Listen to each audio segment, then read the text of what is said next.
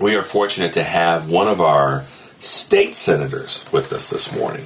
And when we have a local official, that we always want to make sure we talk about live, local, and progressive, and we cover things nationally. But our state officials make it happen right here. They bring back the goods.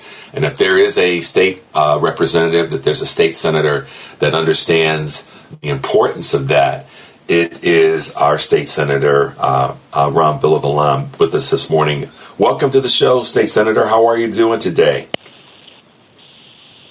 Good morning. Thank you so much for having me. I'm doing great. I'm looking forward to the discussion and of course, the weekend. Yeah, the weekend's going to be pretty nice. So, I mean, we always love our fall weekends here in Chicago. I'm sure you do as well. You got to get every moment while you can. Absolutely. Well, thank you so much for being with us. And a couple of things that kind of merge some history and merge some current with you. Your family, your parents are the prototype, and you are a product of the prototype of folks that have come to the United States as immigrants and made the trek and then built a life, built a family, and built wonderful careers. You're son of Indian immigrants. Your parents came in here in the 70s. Your father and mother were both civil engineers in India, but when got to the United States, like so many folks, worked minimum wage jobs, went back to school, and then took a turn into the area of public service. And you followed in that vein. So take a moment and introduce yourself to our audience and the people that may not know a lot about your background. Well, I appreciate that, and it starts with what you just mentioned. You know, my parents coming from India in the 1970s, working minimum wage jobs, going back to school. My dad was a civil engineer for the city of Chicago for 25 years. My mom worked for the Metropolitan Water Reclamation District for 28 years. And it's really through that upbringing and experience that I saw the difference that government can make for working class people, middle class people. And I also saw the struggles that, we went through. And I always remember, my dad finding the gas station that had a little cheaper gas, or the store that had a little cheaper milk, and so it's all of the struggle that I still think people are facing today, and that's really the values and principles that I've grown up with, and I've tried to instill in my children, but also fight for to make better in Springfield. And, that's essentially, why I ran and wanted to get involved. And, to your point, I believe it's also live, local, and progressive because, for far too long, we haven't been bold in our policies to really help the working and middle class families. It's so true, and I appreciate you speaking to that. You've also had a really, I guess you could say, strong commitment to home health care for seniors and people with disabilities, and child care for working families. Talk a little bit about that, if you could.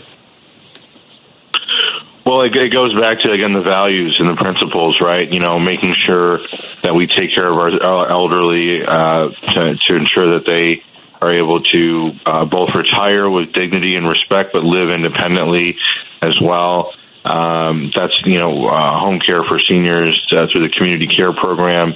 There's also home care for people with disabilities through the home services program, right? Making sure our most vulnerable are also treated with dignity and respect.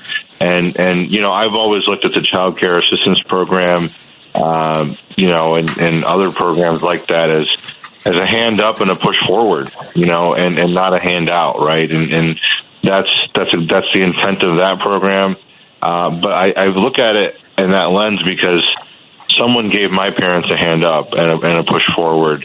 They were willing to work, they were willing to go back to school, but they needed help at certain times. And so that is really where I look at the programs that we fight for, we advocate for at the state level, to help working class, middle class families just get out of that living to paycheck, or wondering what would happen if their vehicle broke down and they didn't have a recourse for other options. And so when I think about home care for seniors and people with disabilities, child care for working families, it's that kind of help to those individuals. But also, by the way, it's an economic driver for the state. Making sure people that receive home care don't go into nursing homes saves the state on average, $40,000, per person. Making sure that child care is available. Every dollar that goes into child care, $3 goes out to our local economy.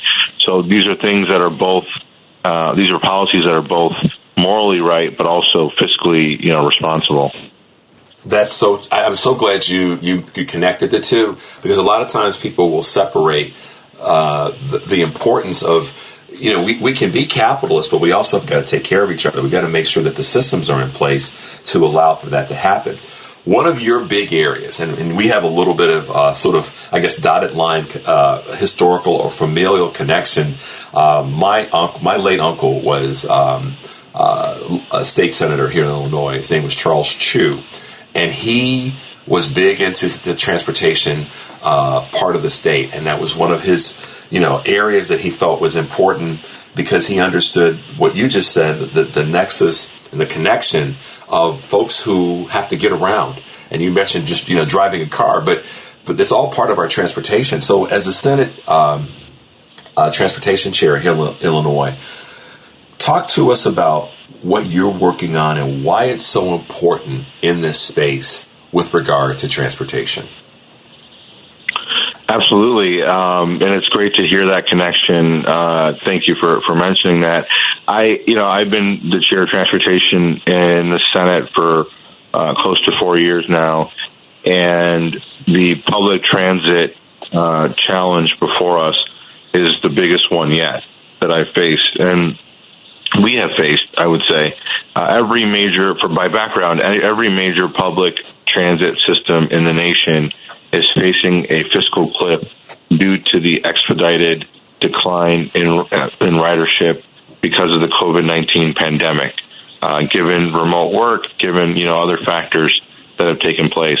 In the Chicagoland area, the RTA, CTA, Metra, and PACE, the four agencies that are our public transit, make up our public transit system, they are going to have a $730 million fiscal cliff come early 2026. Now, we talk about, working class, middle class families. My parents, who relied on the CTA bus, my mom went to Northeastern Illinois University, and she took the bus there, with my brother, who was 6 years old, and my sister, who was just born, to get her bachelor's in computer science. And that way she was able to go from being a cashier to working in an IT job, right? And so those are the types of people that rely on public transit, people that are trying to get to their frontline job, whether you're a nurse or a hospital janitor or whatever the case may be. And that's what's at risk right now. We are, and by the way, there's a huge consensus that we need to act, from the chambers of commerce to the labor unions to the environmental groups to the everyday riders. Everyone is invested in fully funding a robust public transit system. And we've had 6 committee hearings with 25 hours of testimony. And again, the consensus, it's good for our economy, it's good for our public health, it mitigates climate impact, it's good for our quality of life. Public transit must be equitable and accessible. Those are all consensus-building factors. Of course, the challenge is, how do we fund it? But more importantly, in some ways, is what service are we receiving for the funding that we may provide at the state level? That specificity is what we need from the agencies in order to move this forward. So what does fully funded really mean? What does full funding really mean?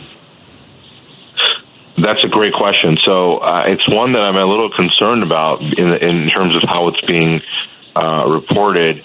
The fiscal gap of the public transit system that'll occur in early 2026 is $730 million. That is according to the agencies, that level of funding would get the service that we have today, which I think most people would agree is not sufficient. When we talk about service, we want service that is safe, that's reliable, that's accessible, that's environmentally conscious, that's economically impactful. That is the type of service people rely on. If someone is going to their class or their doctor or their home or their job, they can't be at a bus stop and expect the bus to come and it not show up. That's not acceptable. And so when they say $730 million will get us the service we have today, that's not acceptable, right? And so first we have to hold them accountable as in terms of CTA, Metra, and PACE to make sure that, when we say reliability, we mean it, and they have to be held to that standard, and safety and accessibility and so much more. The reality, though, Richard, is that we, have underfunded our public transit system for some time, and I don't want to be in a position where we're just plugging the hole for next year. I want to build a system that, will be there for the future and be able to answer our future needs to, 2050, 3 decades from now, right? That type of system means, making our, rail more interconnected, making right now it's centralized in the loop, right? Making it more interconnected around the outer skirts, like a circle line, for example. That means dedicated bus lanes, making bus transit lanes, right? There's different ways to really, build this transit system for the future, and that's going to require more investment, and advocates are estimating that investment at $1.5 billion. And so, we're in this process now where we've done the hearings, we've heard 25 hours of testimony.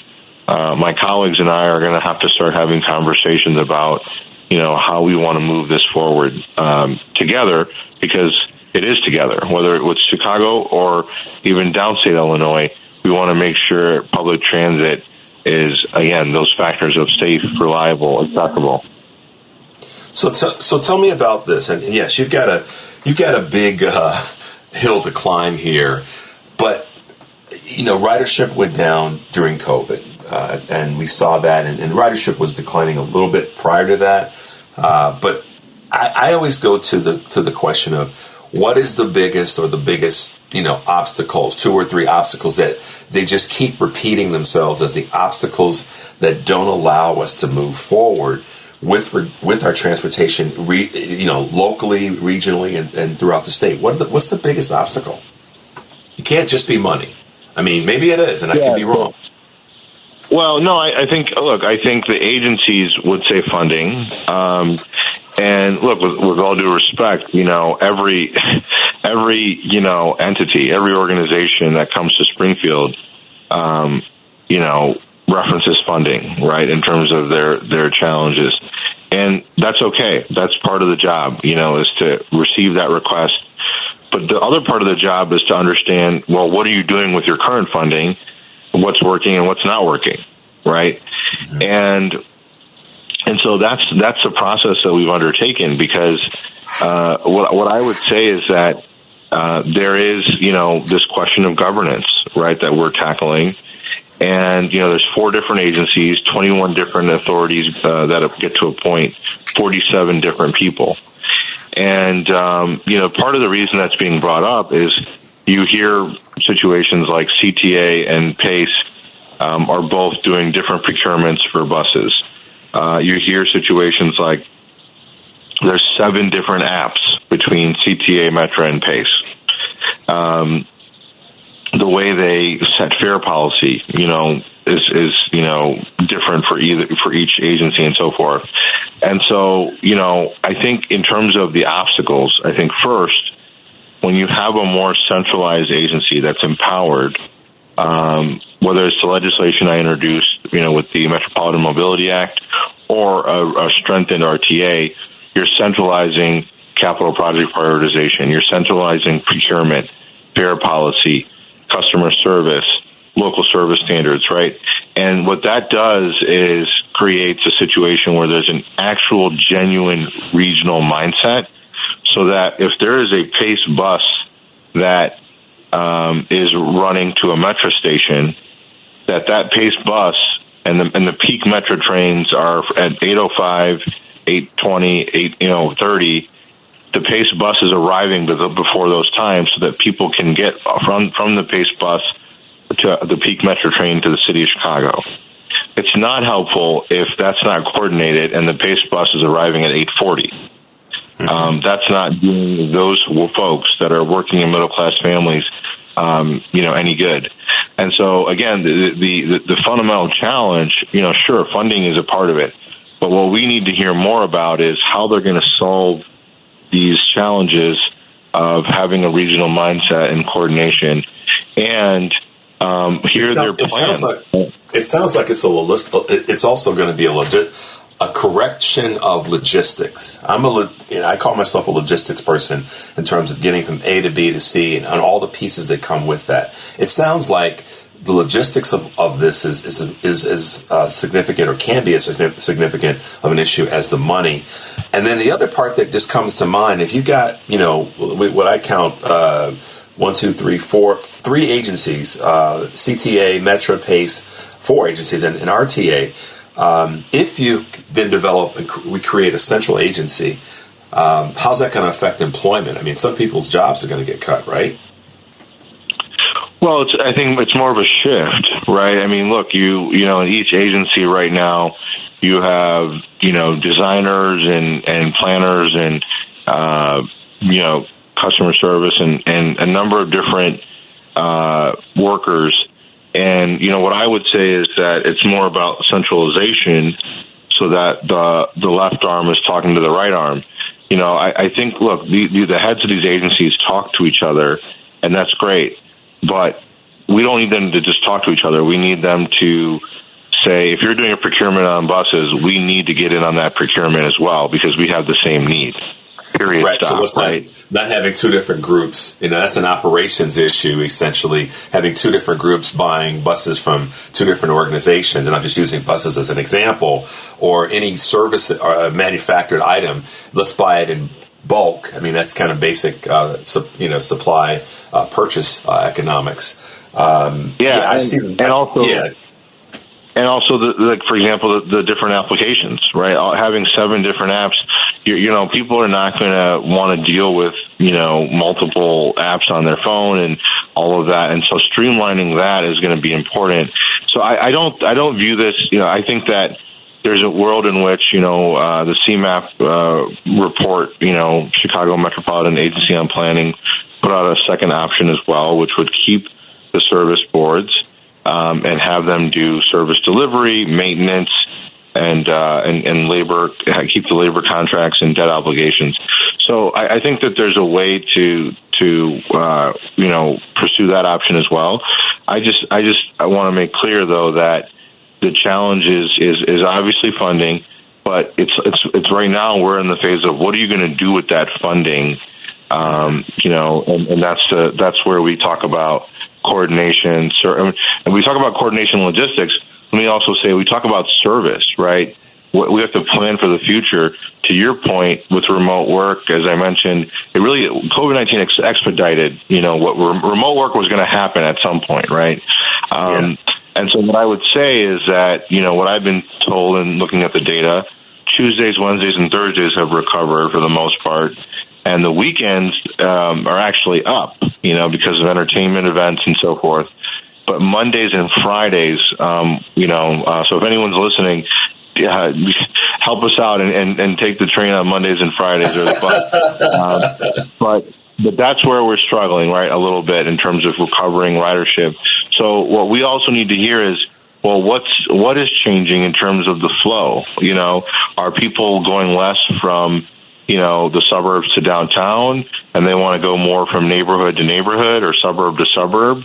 Those types of strategic vision analysis needs to take place and needs to be communicated.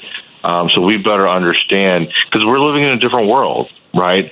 I live in North Mayfair. I might want to go from North Mayfair to Wrigleyville more than I want to go downtown. And so to that point, what are my options, right? And how can we improve those options? And by the way, that's something I hear from my neighbors all the time. How can I get to the Cubs game in a better way, right? And so the west to east traffic, so to speak. So those are some of the things that we have to analyze and understand better, because it may not be. We absolutely need people going to the Loop for several reasons, and they do need to go to the Loop. But there also might be other opportunities, whether it's suburb to suburb or neighborhood to neighborhood in the city of Chicago, that we need to explore and make it easier for people to get from point A to point B. I think one of the things to kind of magnify what you just said is the work, I believe it's with state reps Buckner and Delgado, if I had the names right. Basically, you want, from a vision standpoint, this to be something where transit, folks that take our transit systems, use it as a first choice rather than something that they take out of necessity. So it's part of their planning that they want to take, or they know that they could take, a particular form of transportation from A to B and not have to drive all the time. And the economic impacts could be strong, but certainly the environmental piece is part of that. Wow. You've got a full plate, and I know that you've got your next hearings are coming up this week, or is it next week? Well, we just finished our last hearing that's scheduled, but we will have additional hearings. We're going to regroup. We did hearings in Chicago, the south suburbs, Naperville, Elgin, Libertyville, and in Springfield to discuss downstate transit as well. So we wanted to make sure everyone had the opportunity to present and share, their thoughts and requests. And I think we're going to have some additional hearings as well to cover more material. But it's certainly, I've said to people, it's not every day that, we get a lot of requests, but it's not every day that, the Illinois General Assembly gets a request for $1.5 billion in funding. So this is a massive undertaking. Absolutely. That will have massive impact. So as we wrap up, State Senator, I always want to let folks know how they can find any of our guests that we have on. How can folks find you here in the state of Illinois? Yeah, absolutely. So my website is Senator Ram, R-A-M, as in Mary is how it's spelled, Senator Ram, R-A-M, as in Mary, .com. And that's my website. Please feel free to reach out there. And then our office number is 872-208-5188. And obviously, you can follow us on Facebook and Twitter as well, or X. I just, we're looking for, just on that note, we're looking for any and all feedback, from the people that ride transit and those that are dependent on it in one way or the other, to make sure we get this right. Thank you, Senator, for being with us. I appreciate your hard work, and I know you're committed to making sure that this, as well as other projects, get funded and properly put in place for the great citizens of the state of Illinois. Enjoy the weekend. It's going to be nice. I'm glad you were able to start it off with us here on Choose You. So have a great weekend, Senator. Thanks for being with us. Thank you.